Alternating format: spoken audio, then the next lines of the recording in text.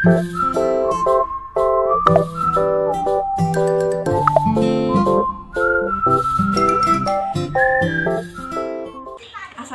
warahmatullahi wabarakatuh. Waalaikumsalam warahmatullahi wabarakatuh. Bagaimana kabarnya anak-anak? Alhamdulillah baik, Bu. Sebelum kita memulai pembelajaran hari ini, semuanya kita sama-sama membaca basmalah. Bismillahirrahmanirrahim. Kemudian kita sama-sama membaca doa sebelum belajar. Ya. Bismillahirrahmanirrahim. Rabbi shrahli sadri wa yassir li amri wahlul 'uqdatam min lisani yafqahul qawli. Amin. Sebelum memulai pembelajaran, Ibu mau absen terlebih dahulu ya. Iya, Bu.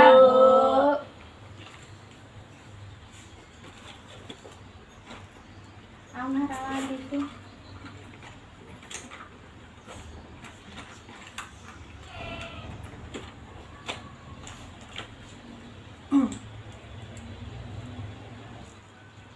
Jubaidah Hadir. Siti Nurjana, Hadir, Bu. Maisyarah. Hadir, Bu. Iya. Siapa yang gak hadir hari ini?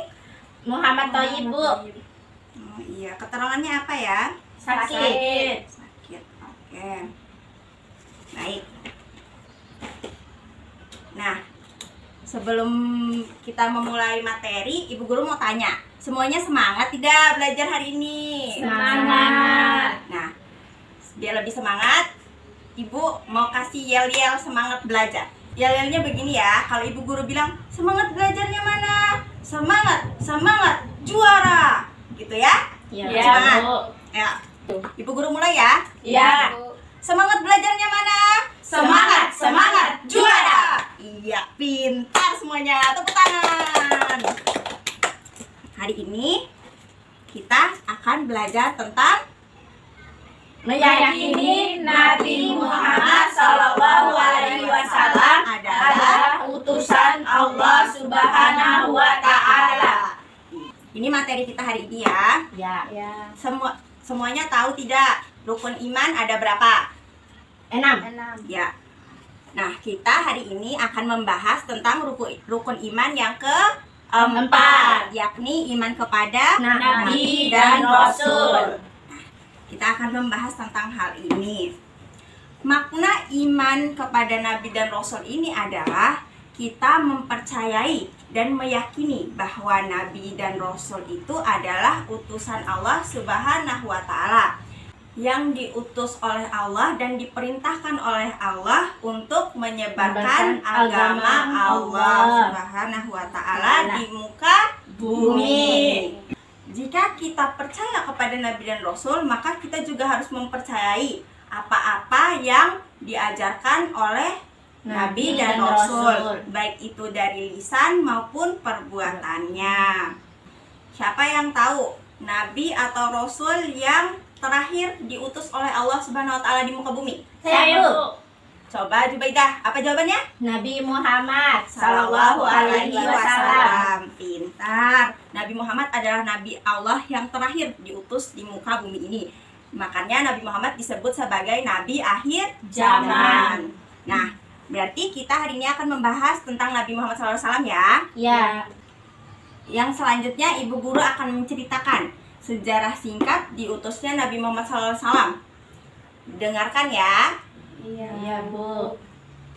Nabi Muhammad SAW adalah manusia pilihan yang diutus oleh Allah Subhanahu wa Ta'ala untuk menyebarkan agama Islam di muka bumi. Beliau lahir sebagai yatim dan hidup sederhana bersama pamannya Abu Thalib. Rasulullah hidup dan menyebarkan agama Islam dengan penuh perjuangan. Selama hidupnya Rasulullah Shallallahu Alaihi Wasallam adalah seseorang yang taat dan berperilaku baik dan mulia, sehingga pantas untuk dijadikan sebagai suri tauladan. Ini peta konsep yang Ibu Guru buat, dilihat ya. Poin yang pertama, pada sejarah singkat diutusnya Nabi Muhammad SAW, yakni kelahiran Nabi Muhammad SAW. Nabi Muhammad SAW lahir pada tahun Gajah, di mana pada masa itu pasukan Gajah datang untuk menyerang Ka'bah yang dipimpin oleh Abraha. Iya. Pada tahun ini Nabi Muhammad SAW lahir dan dibesarkan sebagai anak yatim. Beberapa tahun setelahnya, ibunya Nabi Muhammad SAW yang bernama Siti Aminah meninggal dunia juga. Nabi Muhammad SAW akhirnya dibesarkan oleh kakeknya yang bernama Abdul Muthalib. Setelah 2 tahun dibesarkan oleh kakeknya pun ikut meninggal dunia, wafat. Dan Nabi Muhammad SAW dibesarkan oleh pamannya yang bernama Abu Thalib. Pamannya ini memiliki sifat dermawan meskipun hidup sebagai seorang fakir atau tidak berkecukupan. Poin yang selanjutnya, wahyu pertama Rasulullah SAW. Sebelum menjadi seorang Rasul, Nabi Muhammad SAW telah mendapatkan berbagai karunia istimewa yang menjadi tanda kebesarannya sebagai Nabi terakhir. Tanda tersebut meliputi wajahnya yang bersinar, mengalahkan sinar bulan, tumbuh suburnya daerah tempat tinggal Halimah Tus-Sa'diyah, yakni ibu menyusuinya Nabi Muhammad SAW, dan masih banyak lagi. Pada saat Rasulullah SAW ingin mendapatkan wahyu pertamanya, beliau bermimpi malaikat Jibril mendatanginya. Kemudian beliau menyendiri di Gua Hira. Di tempat itulah diperlihatkan bahwa mimpinya adalah suatu kebenaran. Malaikat Jibril pun datang kepada Rasulullah dan membawa wahyu pertama, yakni surah Al-Alaq ayat 1-4. Peristiwa inilah yang menjadi awal mula perjuangan Nabi Muhammad SAW menyebarkan agama Islam di muka bumi. Beliau menjadi nabi terakhir yang diutus menyebarkan agama Islam kepada seluruh umat manusia. Kemudian dakwah Rasulullah SAW. Setelah mendapatkan wahyu pertamanya, Nabi kemudian melakukan dakwah secara sembunyi-sembunyi terlebih dahulu. Orang-orang pertama yang masuk Islam dan mengikuti beliau adalah Khadijah istrinya, para sahabat seperti Abu Bakar As-Siddiq, Zaid bin Haritsah, Ummu Aiman, Ali bin Abi Thalib, dan Bilal bin Rabah. Setelah beberapa tahun melakukan dakwah secara sembunyi-sembunyi, Allah Subhanahu wa Ta'ala menurunkan surah Al-Hijr ayat 94 yang memerintahkan untuk berdakwah secara terang-terangan. Poin yang selanjutnya yakni perintah zakat. Kewajiban berzakat ini pertama kali diturunkan ketika Nabi Muhammad telah berada di Madinah. Rasulullah memberikan nasihat kepada Qadli agar menyampaikan kepada ahli kitab tentang beberapa hal, termaksud menyampaikan kewajiban untuk berzakat ini. Rasulullah SAW mengatakan, sampailah bahwa Allah Subhanahu wa Ta'ala mewajibkan zakat kepada harta benda mereka yang dipungut dari orang-orang kaya dan diberikan kepada orang-orang miskin. Poin selanjutnya yakni tentang peristiwa Isra dan Mi'raj. Pada tahun ke-11 kerasulan Nabi Muhammad SAW, Rasulullah SAW mengalami peristiwa yang menyedihkan, yakni Abu Thalib dan Khadijah istrinya pada tahun itu wafat. Selain itu, Allah kemudian mengutus malaikat Jibril untuk mendampingi Rasulullah SAW melakukan perjalanan dari Masjidil Haram ke Masjidil Aqsa. Peristiwa itulah yang disebut sebagai Isra dan Mi'raj. Yang selanjutnya, wafatnya Nabi Muhammad SAW. Peristiwa memilukan ini terjadi pada saat Abu Bakar sedang tidak berada di Madinah. Setelah mendengar kabar tersebut, Abu Bakar langsung pergi ke rumah Aisyah untuk melihat jasad dari Nabi Muhammad SAW.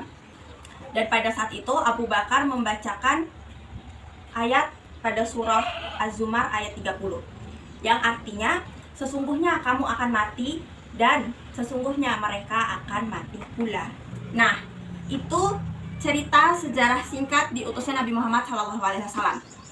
Ibu guru ingin bertanya agar ibu guru tahu apakah kalian tadi mendengarkan cerita ibu guru atau tidak. Jawab ya. Ya. Yang bisa menjawab angkat tangan. Rasulullah SAW lahir di mana? Di Mekah. Angkat tangan. Ya, Bu. Ya, coba. Lahir di Mekah, Bu. Pada tanggal 12 Rabiul Awal tahun gajah. Ya, pintar. Lagi, ibu guru tanya lagi ya. Ayo, siapa yang tahu wahyu pertama yang diturunkan kepada Nabi Muhammad SAW? Angkat tangan. Saya Bu, Coba mensyarah.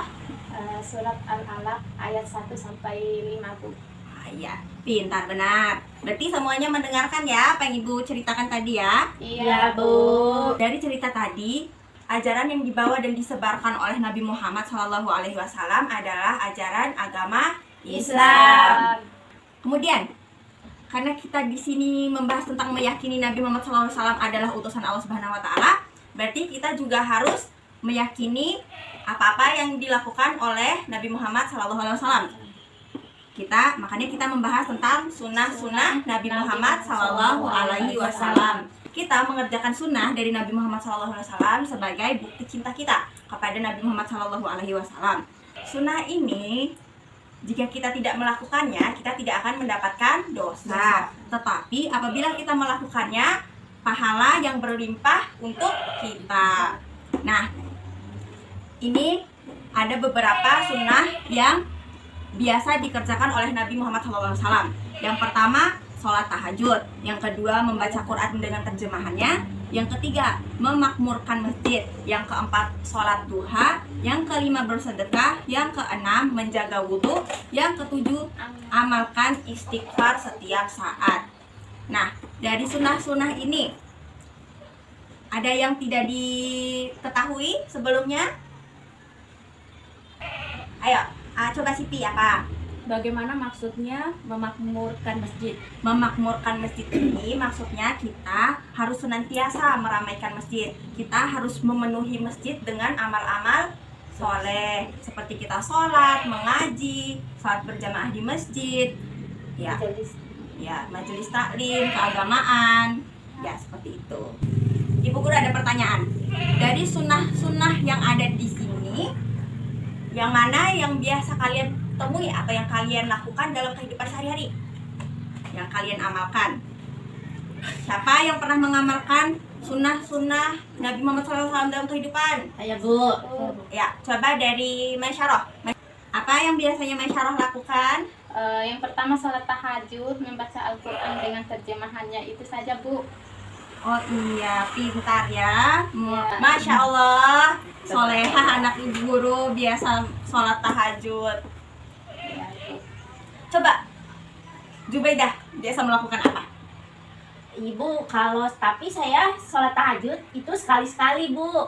Ya, Terus baca istighfar setiap habis sholat, tapi belum pernah lakuin sholat duha, Bu. Iya, sholat duha itu sholat 2 rakaat yang dilakukan kisaran waktu jam 8 sampai jam 11 sebelum zuhur. Nah, coba Siti Nurjana biasa melakukan amalan sunnah apa, Nak? Yang keempat, Bu, sholat duha.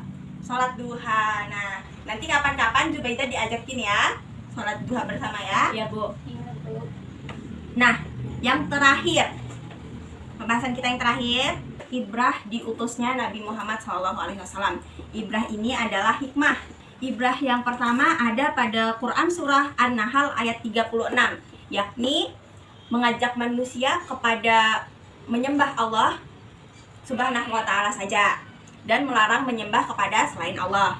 Nah, ibrah yang kedua pada Quran surah Al-Jumu'ah ayat 2, yang artinya dialah yang mengutus kepada kaum yang buta huruf seorang rasul di antara mereka yang membacakan ayat-ayatnya kepada mereka, mensucikan mereka dan mengajarkan kepada mereka kitab dan hikmah dan sesungguhnya mereka sebelumnya benar-benar dalam keadaan yang nyata.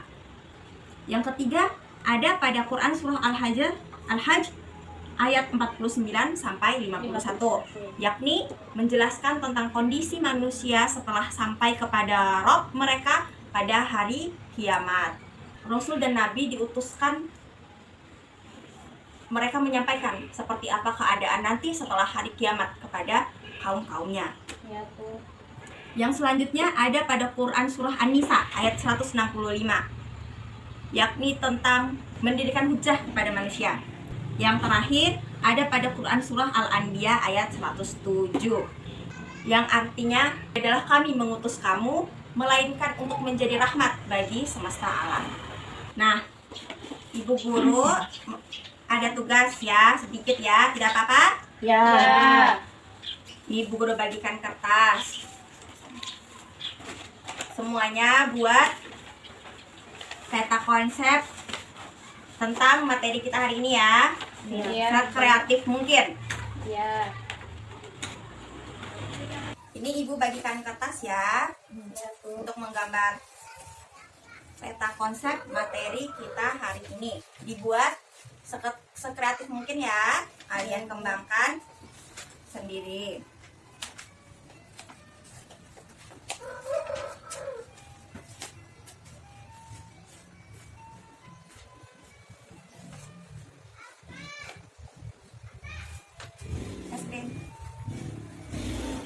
Ada yang sudah selesai? Sebentar lagi, Bu. Sudah, Bu. Ya. Ya, semua tugasnya sudah bagus ya. Semua materi yang Ibu ajarkan tadi lumayan lengkap, kalian masukkan di dalam tugas. Berarti kalian mendengarkan dengan baik apa yang Ibu sampaikan hari ini. Nah, sebelum mengakhiri pembelajaran hari ini, angkat tangan siapa yang bisa menyimpulkan materi-materi yang kita pelajari hari ini. Angkat tangan. Saya, Bu. Oh iya, coba Zubaidah apa? Materi kita hari ini yaitu meyakini Nabi Muhammad SAW adalah utusan Allah Subhanahu wa taala. Jadi, inti dari pembelajaran kita yaitu yang pertama kita harus memahami rukun iman, yang keempat yaitu iman kepada Nabi dan Rasul. Yang kedua, mengetahui sejarah singkat diutusnya Nabi Muhammad SAW. Yang keempat, yang ketiga mengetahui ajaran dari Nabi Muhammad SAW, yaitu mengamalkan sunnah-sunnahnya. Yang keempat, mengetahui ibrah diutusnya Nabi Muhammad SAW berdasarkan bukti nyata ayat suci Al-Quran. Iya, pintar. Terima kasih atas kesimpulan pembahasan kita hari ini. Alhamdulillah benar. Alhamdulillah pembelajaran kita hari ini lancar. Untuk mengakhiri pembelajaran kita hari ini, kita bersama-sama membaca doa selesai belajar. Ya. Bismillahirrahmanirrahim. Subhanakallahumma wa bihamdika ashhadu an la ilaha illa anta astaghfiruka wa atubu ilaik. Amin. Alhamdulillah, semuanya boleh pulang. Terima kasih. Jangan lupa belajar ya. Iya, Bu.